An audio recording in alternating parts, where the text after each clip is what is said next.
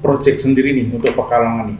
Beberapa wilayah dan daerah sekarang mulai berlomba-lomba nih Pak ya, membangun proyeknya masing-masing seperti kemarin di Batang, mau dibangun proyek untuk industri gitu ya. Iya, di kabupaten juga industri. Mulai berbenah untuk sektor pariwisatanya mulai digencarkan. Nah, Kota Pekalongan kayaknya ada mayem Pak ya. Karena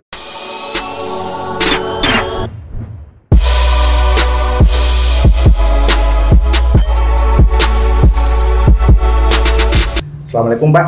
Waalaikumsalam. Kabar sehat Pak ya? Alhamdulillah sehat. Ya, setelah sekian lama, kurang lebih 4 bulan ya, kita di lockdown, meskipun belum lockdown banget ya, artinya memang sudah dibatasi pertemuan kita dengan kegiatan yang berhubungan dengan outdoor gitu. Akhirnya kita kembali ke new normal.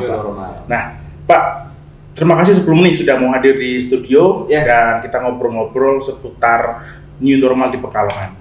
Sebenarnya kalau masyarakat awam nih, khususnya masyarakat Pekalongan, menyikapi new normal itu seperti apa sih Pak?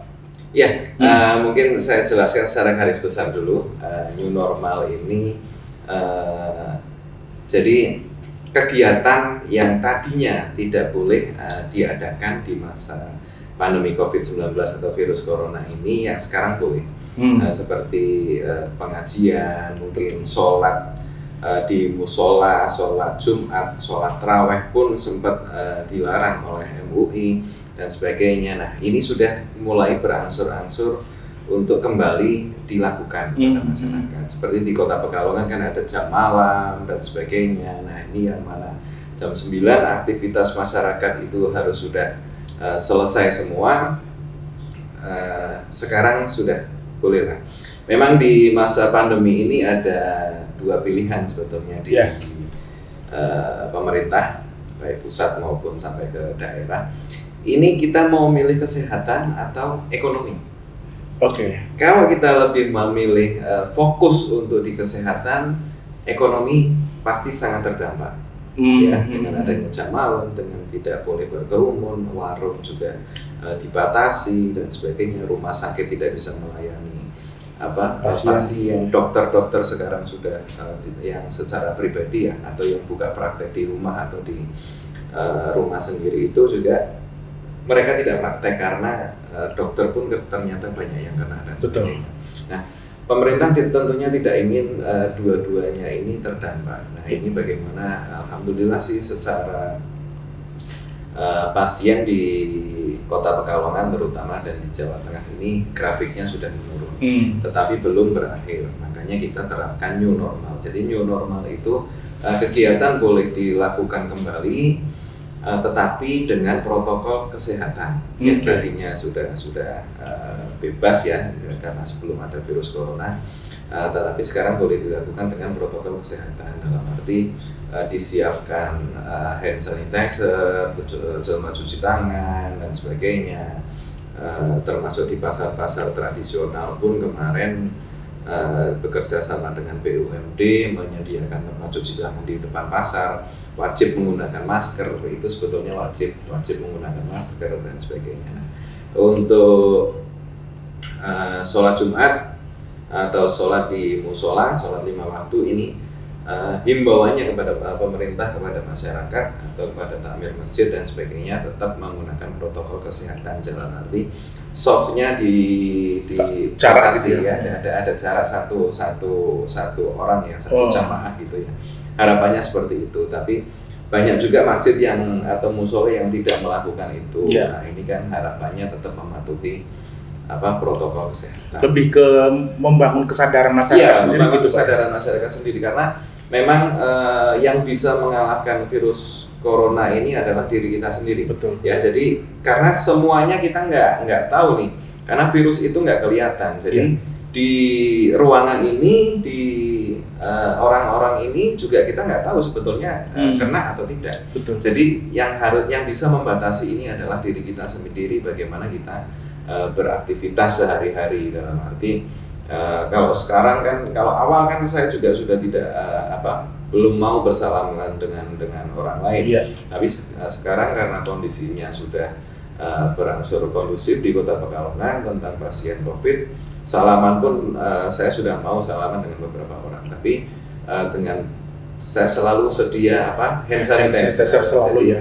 Dan orang pun sekarang sudah sadar lah, dalam arti begitu bersalaman terus duduk dan sebagainya kita pakai hand sanitizer, orang sudah tidak tersinggung. Ya kadang kan ada orang betul.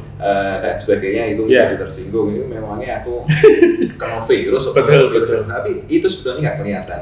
Dan yang lebih berbahaya lagi, ini ada OTG, jadi orang tanpa gejala ya. Bisa juga saya, bisa juga Mas Wahyu itu termasuk OTG, tapi mudah-mudahan tidak ya, sehat. Nah, tetapi kita OTG dalam keadaan sehat, kita nggak kerasa. Kita bersentuhan atau berinteraksi dengan orang lain, misalkan keluarga kita, orang tua kita atau orang lain.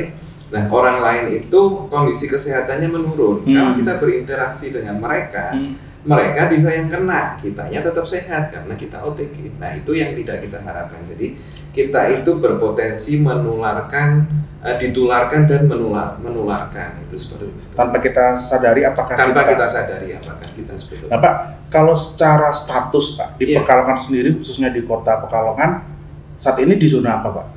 Sekarang masih zona kuning. Zona kuning artinya? Zona kuning.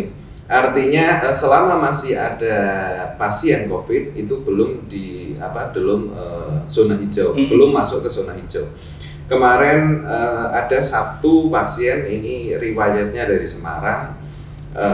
Sekarang masih ada satu di Rumah Sakit Medan, riwayatnya dari Semarang, hasil bekerja di Semarang, hasil swabnya itu adalah positif. Hasil swab yang pertama positif ya? Positif.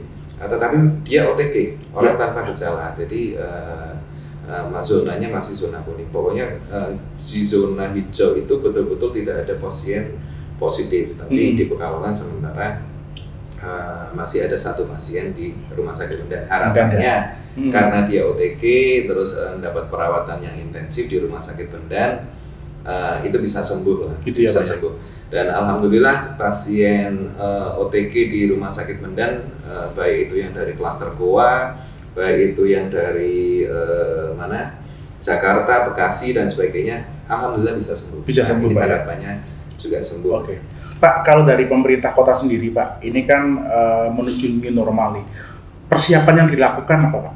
Ya, persiapan yang dilakukan tetap kita mematuhi protokol kesehatan dan SK Wali Kota, SE Wali Kota, Surat Edaran Wali Kota tentang bagaimana kegiatan-kegiatan itu, seperti tadi saya katakan di masjid, terus ada hajatan pengantin maupun sunat itu harus kapasitas maksimal 30% dari kapasitas gedung.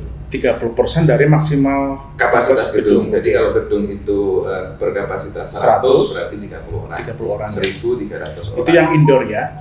Yang indoor. Iya. Nah, tetapi kita juga mengalami kesulitan bagaimana kalau orang hajatan di rumah atau di kampung. Itu betul. Kita ngontrolnya lebih sulit. Nah, kita bekerja sama dengan pemerintah, kelurahan, RT untuk sama-sama mengkontrol, karena apapun klaster hajatan ini kemarin di Semarang juga akhirnya ada lagi pasien meninggal. Dari hajatan itu. Iya, dari hajatan itu. Cuman kalau dalam hajatan pengantin mungkin saya bisa kasih dispensasi khusus untuk Mas Wahyu misalkan melaksanakan hajatan sekarang itu dalam waktu dekat. Amin. Boleh. boleh ya, khusus saya boleh ya Pak ya. Oke, siap. Bisa saya pertimbangkan. Asal waktu dekat ini. Iya, siap. Sekaligus untuk IO, iya, untuk catering dan sebagainya. Sponsor siap. Oke, aduh, speechless nih. Oke Pak, kembali ke tema. Pak, kemarin kan di Pekalongan sempat diberlakukan jam malam. Jam malam, ya. Beberapa bulan yang lalu. Kemudian sempat pro kontra nih. Memang virus datangnya malam gitu kan. Memang virus punya jam kerja gitu. Nah, apa sih motivasi dari pemerintah memberlakukan jam malam, Pak? Iya, sebetulnya jam malam itu kita berlakukan juga atas rapat dengan Forkopimda dan Satuan Gugus Tugas. Jadi kita lebih mengurangi kerumunan atau itu di jam malam. Nah, di Kota Pekalongan ini kan banyak sekali warung yang buka mulai jam 10. Betul. Ada di tempat-tempat keramaian seperti alun-alun, terus Mataram, terus Jetayu dan sebagainya. Iya, Pasar Manu. Itu bahkan sampai jam 2 malam pun masih ramai kalau hari biasa. Itu di situ ada jualan nasi goreng dan sebagainya, itu masih ramai. Nah, harapan kita karena apapun kita kan melakukan kebijakan juga atas dasar peraturan juga yang dari pusat, baik itu provinsi maupun pusat. Jadi jam malam ini efektif kita lakukan pada waktu itu jam 9. Pertimbangannya itu tadi, mengurangi kerumunan dan sebagainya. Alhamdulillah kalau dari pantauan kita jam malam itu efektif menekan penularan virus corona di Kota Pekalongan. Terbukti virus corona di Kota Pekalongan ini tidak ada lonjakan pasien positif dan sebagainya.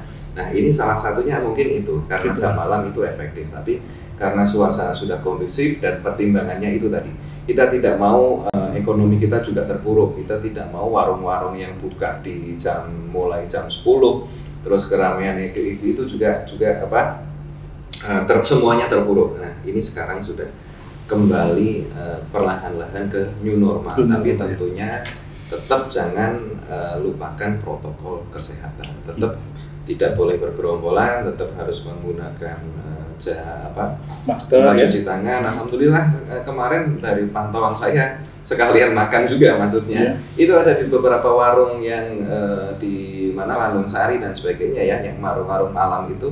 Di situ di depan warung sudah ada tempat cuci tangan. Itu intinya kan kesadaran sudah mulai meningkat pemilik warung, kesadaran pengunjung pasti harus itulah, karena yang bisa melawan itu diri kita sendiri. Saya pun kan bosan kemarin 3 bulan, tidak bisa kemana-mana dan sebagainya, tapi terus kita controlling. Alhamdulillah semuanya dengan kerjasama dengan pemerintah, Forkopimda, terutama masyarakat. Tapi kemarin masyarakat Kota Pekalongan juga luar biasa ya, luar biasa indisiplinernya maksudnya ya. Kita lihat di sebelum Lebaran itu di mall, bener itu mau saya tanyakan di mall sampai video viral, sampai saya ditelepon sendiri oleh Pak Gubernur. Gubernur. Jadi Pak Gubernur, Pak Ganjar itu menelpon saya secara langsung untuk menanyakan bagaimana itu. Terus saya suruh bertindak cepat dengan tim gugus tugas. Alhamdulillah sudah kita atur jarak antrian, sudah kita atur jarak antrian ke kasir dan sebagainya. Saya pantau langsung juga di situ. Untuk jarak display barang-barangnya juga harus ada lebih longgar, dan ada tes swab juga. Tes swab untuk di toko-toko lah, Plaza Pekalongan, untuk di Transmart dan segala macam, di pasar tradisional, di pasar burung, semuanya kita tes rapid. Tes rapid, alhamdulillah. Itu free ya Pak ya? Free. Kalau dari program kita free. Kalau dari mereka yang pribadi mau tes baik ke rumah sakit maupun ke puskesmas itu bayar. Berbayar ya. Nah, kalau program dari kita itu free. Alhamdulillah tidak ada peningkatan pasien COVID secara signifikan, tetapi sempat ada tes rapid itu 10 reaktif di pasar tradisional Manyurep. Yang Manyurep itu ya. Tapi langsung kita tutup sehari, langsung kita semprot disinfektan dan sebagainya, dan alhamdulillah 10 orang itu setelah dites swab hasilnya negatif. Itu kan menandakan bahwa imun dia kuat, dan mungkin tes rapid itu juga bukan hanya mendeteksi virus corona ya, tapi virus-virus yang lain kan juga terdeteksi di situ. Betul. Yang lebih akurat itu adalah tes swabnya itu ya. Nah Pak, apakah akan ada teguran ataupun mungkin hukuman nih bagi misal pelaku bisnis yang tidak menerapkan protokol kesehatan pada saat new normal ini Pak? Iya, teguran dari awal sudah kita lakukan. Kita bekerja sama dengan aparat terkait yang dari pemerintah, Satpol PP, terus TNI, Polri dan sebagainya, kita selalu bergerak bareng. Tetapi apakah teguran itu harus kita lakukan terus-menerus setiap hari, setiap saat? Tentunya kan tidak. Betul. Nah, di sini sekali lagi dibutuhkan satu kesadaran dari masyarakat bagaimana untuk ayolah kita sama-sama lawan. Sebab semakin kita disiplin, semakin cepat pula pandemi virus ini bisa betul-betul kita lalui. Betul. Jadi memang satu harus ada kerjasama antara pemerintah dan masyarakat. Yang kedua kesadaran masyarakat itu sendiri, Pak ya. Karena kondisi saat ini, jadi kita harus melindungi diri kita sendiri dan keluarga dengan apa? Yaitu tadi dengan protokol kesehatan. Selalu jaga diri kita, sering cuci tangan, baik mau aktivitas maupun setelah aktivitas itu. Betul. Nah Pak, sekarang untuk sektor pariwisata nih Pak, beberapa tempat wisata kan juga masih tutup ya, karena belum diperbolehkan, belum dapat izin dari pemerintah. Nah, new normal juga akan mencakup lingkup itu nggak Pak? Iya, new normal kemarin sudah di surat edaran juga sudah ada bahwa tempat hiburan sudah kembali dibuka. Tempat hiburan seperti mall, itu udah ya, mall, terus bioskop, terus tempat bermain itu apa? Playground, taman kota. Itu surat edaran kemarin sudah ditandatangani sama Pak Wali Kota. Tetapi mulai kapan itu saya kemarin nggak lihat tanggalnya. Belum pasti ya? Sudah pasti. Tanggalnya udah pasti. Tanggalnya kapan kemarin saya lupa. Itu sudah. Tetapi tempat hiburan yang keterkaitannya dengan pemerintah seperti di pantai, itu belum. Belum pantai belum ya? Yang untuk keterkaitan dengan pemerintah, istilah tempat hiburan yang dikelola. Museum batik juga belum ya? Belum. Belum. Sebab kita juga masih membatasi sebetulnya tamu dari luar kota, karena apapun kasus selama ini kasus di Kota Pekalongan itu pasti dari luar kota. Betul. Seperti itu. Cuman yaitu harapannya tadi supaya ekonomi juga tidak mati juga, harus bergeliat. Dan masyarakat kan sudah bosan juga di rumah, ada hiburan, saya sendiri hobi nonton dan sebagainya, ini harus di rumah. Kalau anak-anak tidak sekolah, tapi mereka tidak bisa kemana-mana, itu kan semuanya sudah bosan. Jadi harapannya itu tadi, dua ini tetap bisa berjalan, tetapi harapannya tetap aman lah. Jadi kesehatan juga aman, ekonomi juga aman. Walaupun secara ekonomi justru ekonomi yang makro yang belum pulih. Kalau kita sudah melihat ekonomi mikro itu malah sudah pulih. Ekonomi makro yang belum pulih ya seperti pariwisata. Betul. Yang paling berpengaruh itu pariwisata. Itu sampai sekarang paling hanya baru meningkat berapa persen ya, Mas? Belum Pak. Belum ya? Belum, masih zero sih. Hunian hotel juga masih. Hotel okupansi juga masih mulai sih, udah tapi untuk lokal ya. Untuk lokal. Jadi memang itu secara ekonomi belum pulih. Beberapa teman juga ada yang punya pabrik tekstil, punya sarung dan sebagainya, itu semuanya belum pulih. Nah, ada nggak Pak peran pemerintah di sini untuk mereka masyarakat yang terdampak ekonomi karena pandemi? Ada nggak sih program-program khusus untuk mereka Pak di new normal ini? Dalam arti masyarakat? Ya, masyarakat kemarin kan ada banyak sekali bantuan sosial, baik itu dari pemerintah pusat, pemerintah provinsi maupun pemerintah kota.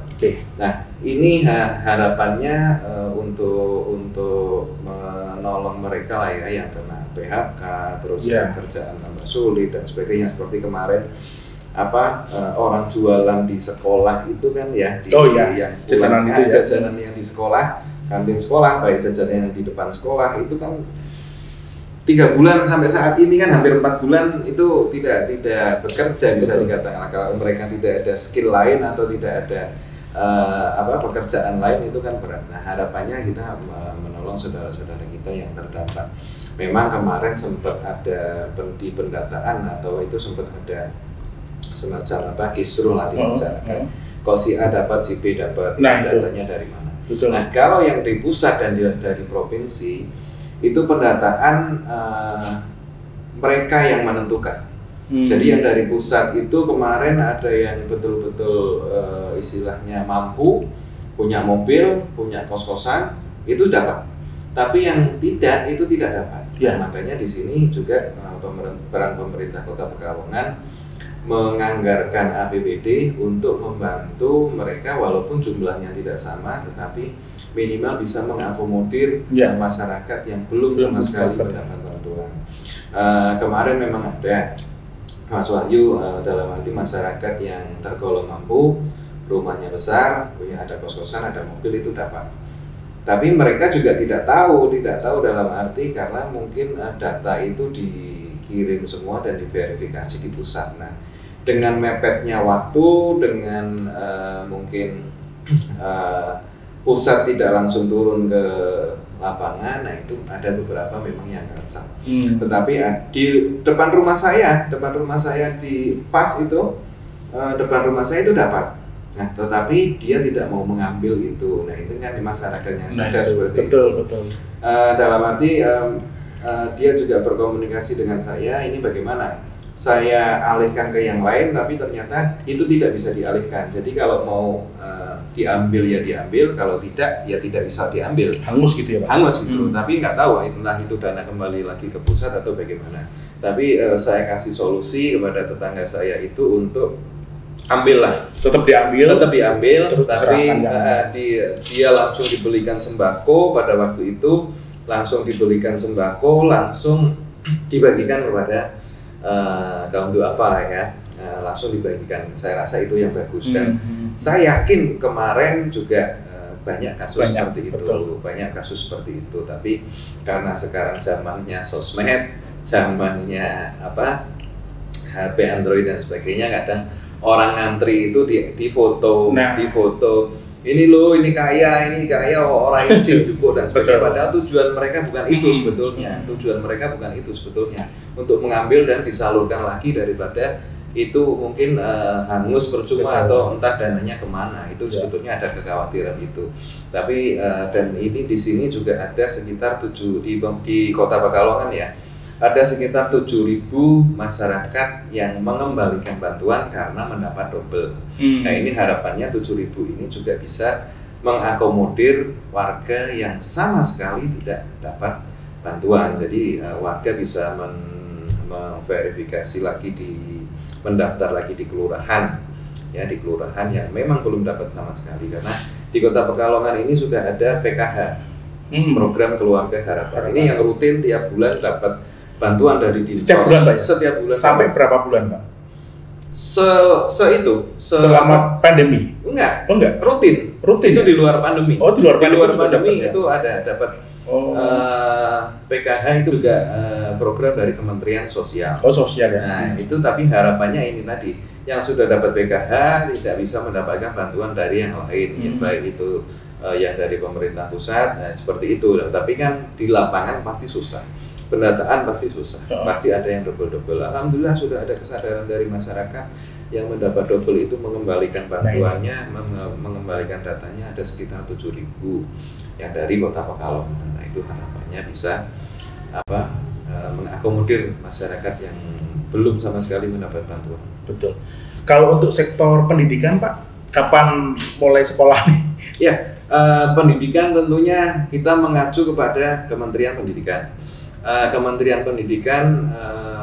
Tapi juga kemarin wacananya bahwa yang zona hijau itu boleh melakukan kegiatan belajar mengajar. Tetapi ini juga masih ada protes dari orang tua murid. Ya. Tentunya mereka khawatir kan, kalau anak SD, mungkin kalau SMP, SMA masih oke lah, mereka diberi edukasi tentang social distancing, protokol kesehatan masih bisa. Cuman ini yang SD yang kan, SD sama TK ya. Sama TK ini yang orang tua khawatir. Tapi ya itu juga menjadi pertimbangan sama kita. Kalau memang resikonya besar, ya lebih baik kita ngikut ke Kementerian Pendidikan saja. Karena sampai saat ini belum ada wacana di Kota Pekalongan kapan kegiatan belajar mengajar itu dilakukan. Itu belum. Dan sekarang sudah ada pendaftaran ya. SMA, SMP itu sudah berjalan, tetapi mulai kapan kegiatannya belum. Gitu ya, artinya nanti itu mengacu ke kebijakan dari Kementerian Pendidikan. Dan Kementerian Pendidikan sudah itu kalau memang zona hijau itu monggo di proses program belajar mengajar itu untuk dilakukan. Tapi banyak orang tua murid yang masih belum ya. Saya sendiri pun sebagai orang tua terus terang masih khawatir kalau anak saya harus sekolah lagi dengan situasi dan kondisi yang betul-betul belum normal. Masih new normal, belum betul-betul murni normal.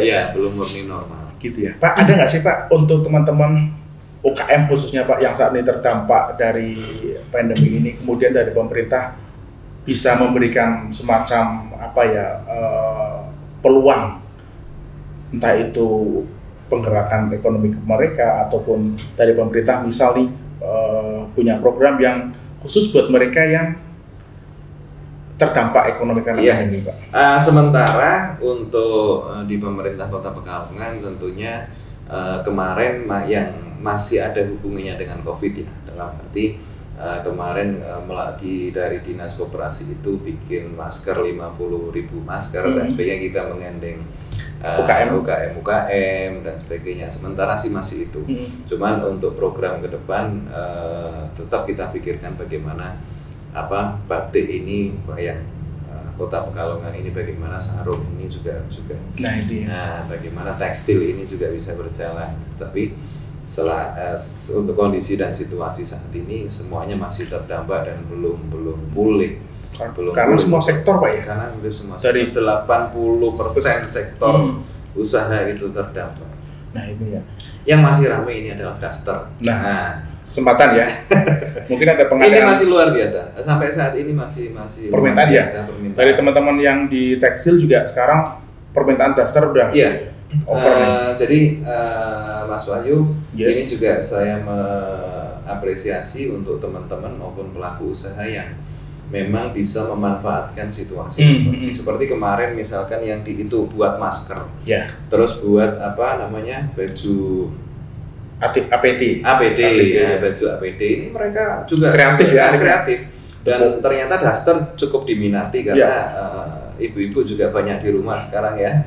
Di rumah pakai daster adem. Betul. Mas Wahyu belum pernah merasakan saya. Oh, kata siapa?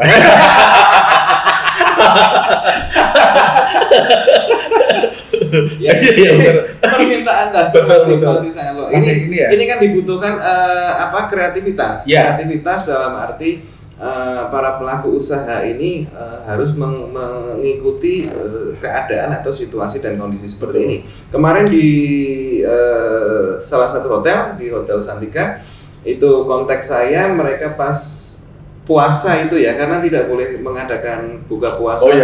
Nah, itu mereka merubah kamar mereka menjadi tempat private ini ya. Private untuk bukber. Nah, itu saya rasa satu bagian dari inovasi yang bagus ya. Inovasi yang bagus karena betul. Orang kan jenuh juga biasanya. Kalau saya sih kemarin puasa kemarin ya, dari 30 hari ini mungkin 24 hari buka puasa di luar ya. Undangan lah, entah itu dengan teman-teman sekolah dan sebagainya. Nah, kemarin kan betul-betul full di rumah. Jadi dengan adanya program dari salah satu hotel itu ya itu menurut saya positif. Terus saya coba upload sosmed kan sekarang. Akhirnya banyak teman-teman juga yang coba. Itu menurut saya kreativitas mengikuti situasi dan kondisi saat ini itu juga saya rasa diperlukan lah untuk para pelaku UMKM ini di Kota Pekalongan.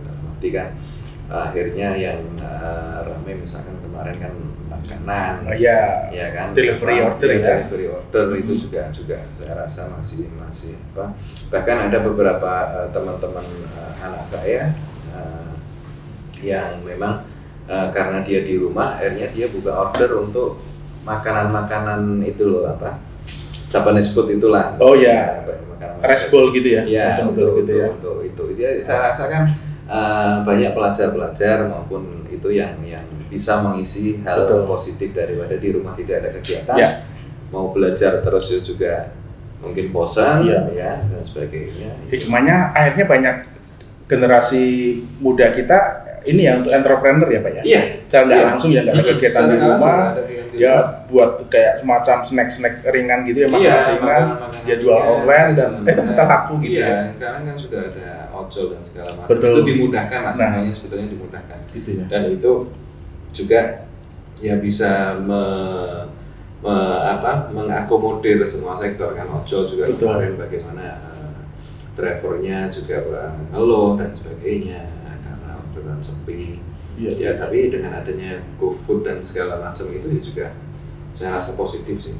Gitu. Nah untuk event nih Pak, beberapa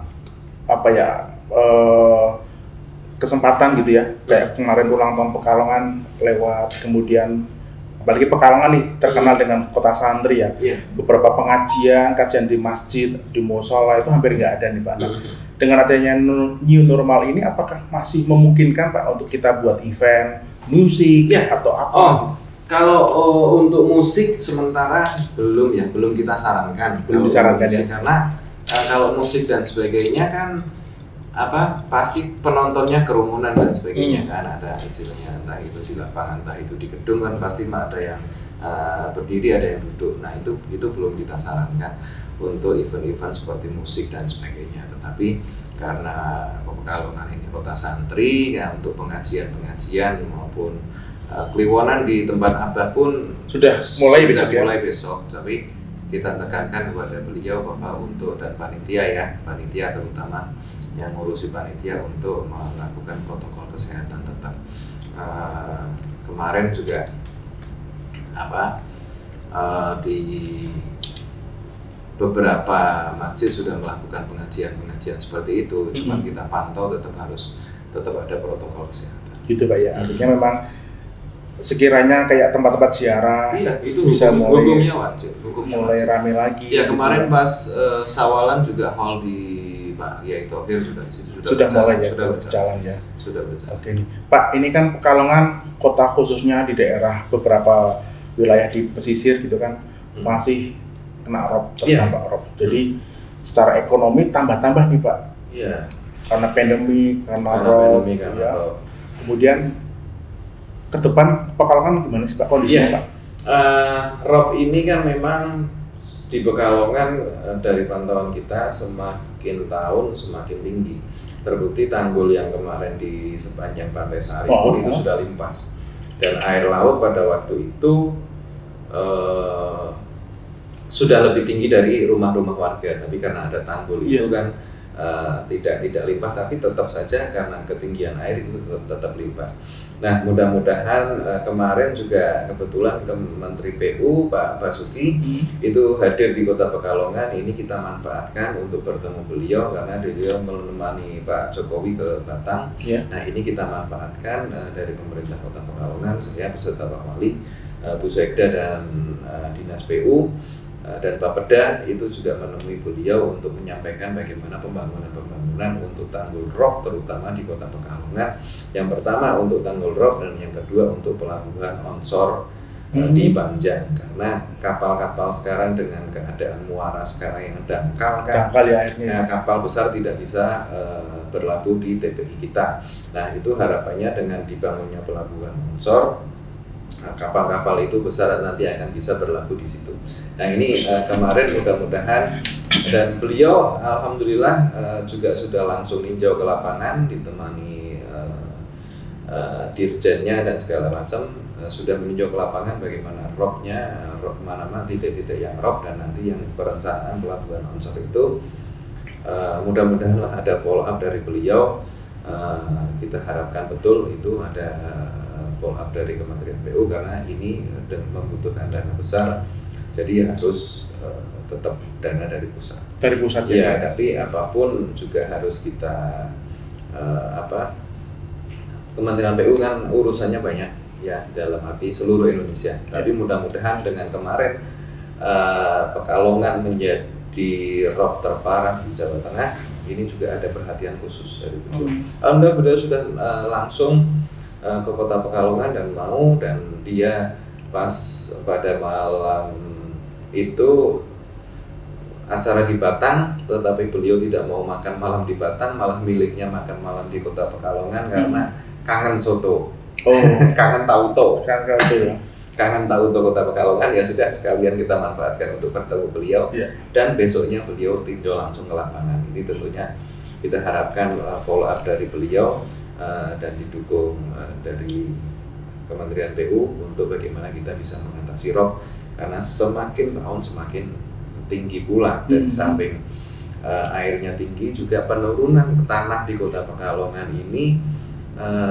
setiap tahun karena faktornya apa Pak ya? Pengambilan air bawah tanah. Air tanah ya? Ya, air tanah. Sekarang ada Pamsimas dengan berdirinya hotel-hotel dan sebagainya.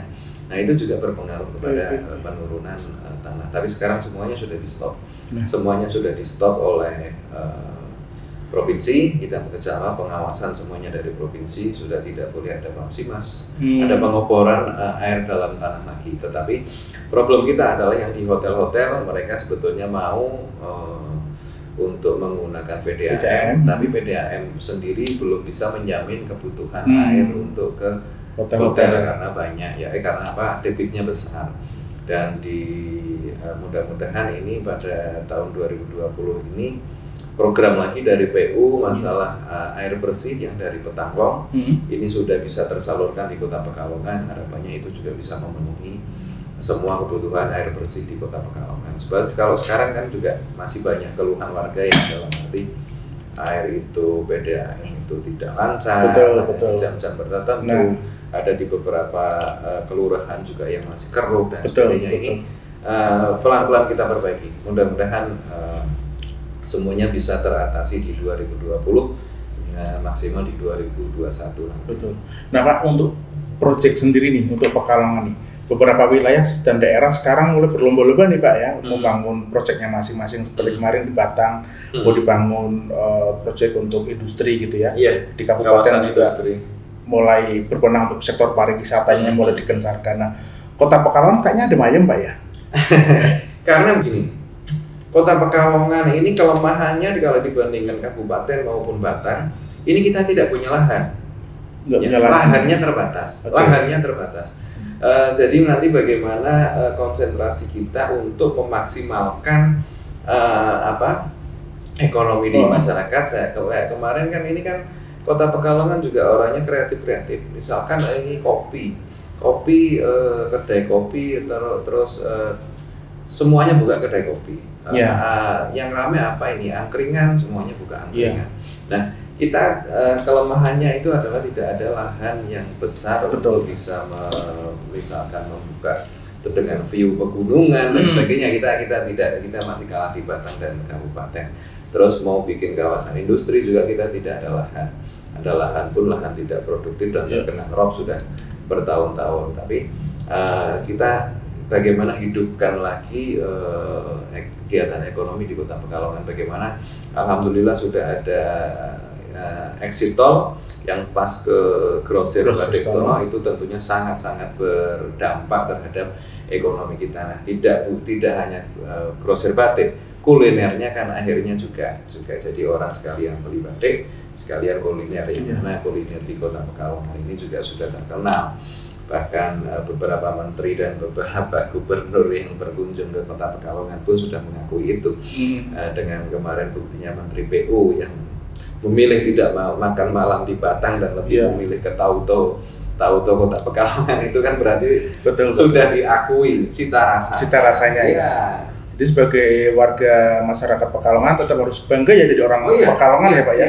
Jangan pesimis ya ketika memang kondisi alam seperti ini, terkesan kumuh gitu ya. Kita tetap ikhtiar terus lah bagaimana mengatasi itu ya, karena sebetulnya kan di Kota Pekalongan ini permasalahan hampir sama, itu saja. Betul. Ya, klasik banget ya. Klasik banget. Betul. Tiap tahun pasti masalahnya sama. Nah, ini bagaimana nanti kita pelan-pelan lah, karena masalah yang sudah begitu kompleks itu tidak serta-merta bisa langsung ditangani secara. Mudah-mudahan lah, saya masih optimis itu bisa semuanya bisa teratasi.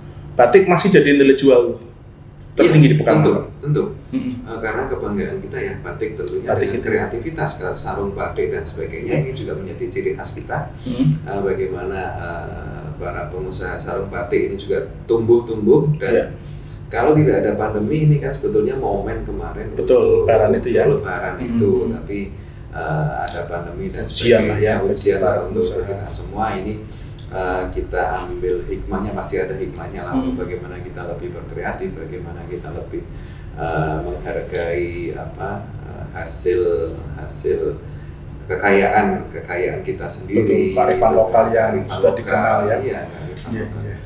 Kalau kemarin sempat ada beredar gitu untuk pengembangan pantai mau dibuat wisata itu, jadi nggak Pak? Jadi itu sudah disetujui dan kemarin juga sudah kita sudah bertemu dengan investor, tapi itu ada masukan dari saya. Untungnya kemarin saya ketemu langsung dan mereka memaparkan dengan situasi dan kondisi saat ini bagaimana. Sekarang juga masih rob nih. Waktu itu kan mereka survei masih rob. Sekarang juga masih rob nih. Planningnya bagaimana masalah pembangunan? Karena itu dari pusat ternyata. Itu pusat ya? Dan dari pusat. Bukan dari APBD. Kalau dari APBD kita lebih konsen karena dari pusat. Tapi itu tadi masyarakat kadang tidak mengetahui sedetail itu, dalam arti malah membangun tempat wisata, atasi dulu rob dan sebagainya. Ini beda-beda permasalahan. Ini beda-beda permasalahan. Tapi kemarin mereka menyampaikan bahwa akan ditinggikan hanya 50 cm. 50 cm dari sekarang. Saya sampaikan. Nanggung ya? Saya sampaikan. Percuma iya. 3 tahun lagi sudah itu. Saya harapkan minimal 1 meter, kalau bisa 1,5 dari itu.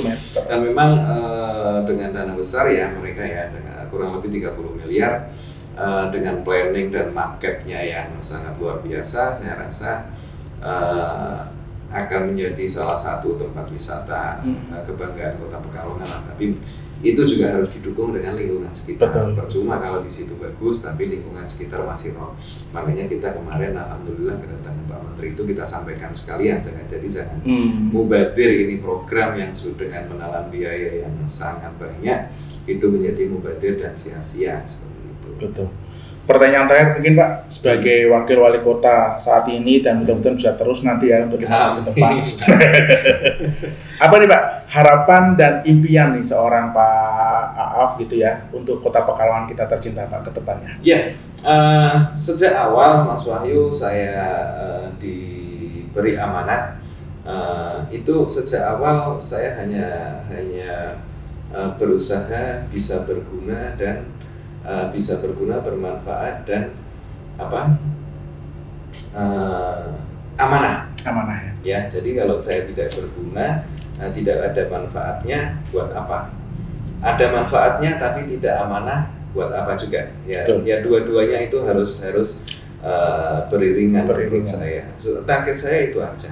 Apa sih yang menjadi permasalahan di Kota Pekalongan? Walaupun kita tidak mungkin menyelesaikan semua, tapi paling tidak saya ada di situ dan saya berguna di situ untuk pelan-pelan kita mengatasi apa sih yang menjadi problem di Kota Pekalongan. Karena masalah itu kan jangan lagi di Kota Pekalongan, masalah pribadi kita pun mati satu tumbuh lagi gitu kan. Apalagi ini kompleks di Kota Pekalongan, yang mana Kota Pekalongan ini luar biasa dalam arti kotanya kecil, 4 kecamatan, tapi itu tadi bencananya banyak dan kompleks, dan itu sudah bertahun-tahun dirasakan masyarakat Kota Pekalongan. Tapi kan pelan-pelan kita benahi dalam arti pembangunan tanggul kemarin, tanggul raksasa, ada di beberapa daerah sudah bisa mengatasi, tapi di beberapa daerah lagi belum. Berarti kan